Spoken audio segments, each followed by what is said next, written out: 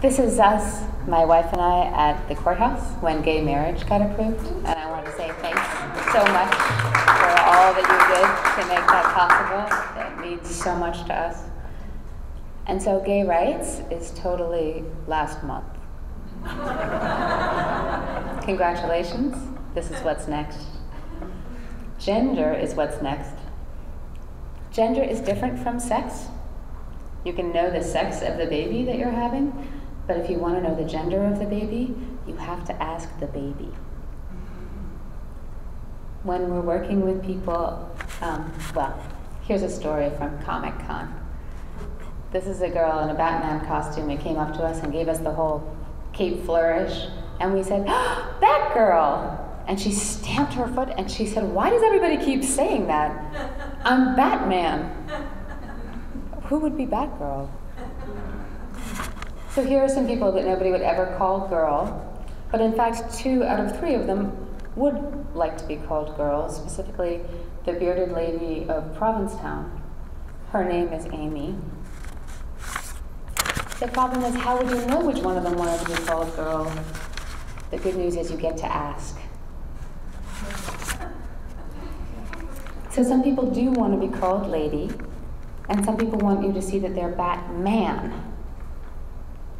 The important thing is that you have to ask them what it is that they want you to know about them. But the good news is we get to ask. Some people feel strongly that they are not a boy or a girl, and so rather than being confused with the opposite gender, they are rejecting this project and saying, I am a genderqueer person.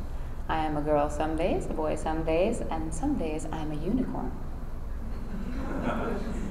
Children are really good at being confused about gender. They will ask you, are you a boy or a girl? And their parents will often say, shh, shh, shh. But it's a great question, and we get to ask. Adults have a different question that we ask.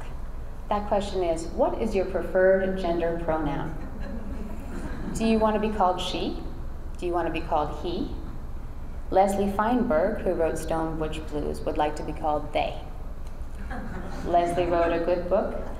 Leslie's book, their book, is called Stone Butch Blues. That's how we talk about Leslie.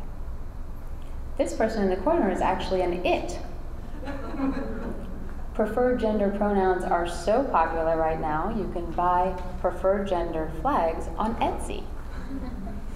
My preferred gender pronoun is they. Up top, my preferred gender pronoun is she. Everybody is doing this. It is totally not okay to not ask somebody what their gender pronoun is. So college students are introducing themselves this way. My name is Max, my preferred gender pronoun is she, and that's how we begin our conversations now. Are you overwhelmed? Is this totally ridiculous? Do you feel like this polar bear? Are you worried you're gonna mess up? You might mess up. It's confusing. But that's okay. We get to ask. And when we make mistakes, we just say, my mistake. We don't say, how was I supposed to know that? I'm not a gender detective.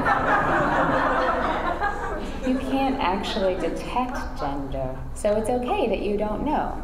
You're not better at this than other people, but you're also not worse at this than other people.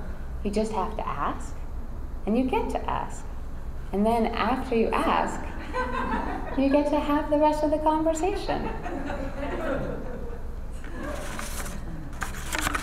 Also, being the kind of person who asks what kind of pronouns people prefer is extremely attractive.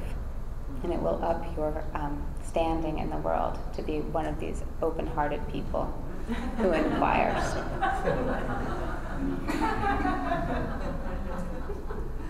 So just to take it from the top, there's a helpful mnemonic for you available on Google called the genderbread person. This person will remind you that gender is different from sex, it's different from who we love, and it's different from the way that we look. So the identity, our gender identity, is how we feel about ourselves. It's something that is not visible to anybody else. So all we have to do to find out somebody's gender is ask them. So this is how you get to be the best person. You get to introduce yourself, and then you ask what somebody's pronoun preference is. And then when you mess up, you say, my mistake. And then one more thing. Make all restrooms, single-stall restrooms, single-sex. Genderqueer people, especially people of color, when they pee in public, are often harassed. They're asked to take their clothing off, or they're arrested. People who are unable to locate in the binary are threatened by peeing in public. But this is an easy fix. We can make gender-neutral restrooms. Every single-stall restroom should have a sign that says, you can come in here no matter. My friend Mike and Bazant made this last sign, and it reminds us that you don't have to be a boy or a girl, you can be a mermaid or a centaur. You can spend a weekend on Coney Island, and you can change your gender pronoun for a weekend or just for a Saturday on your porch. Or you can be Batgirl. I mean, my mistake. Batman. Thank you.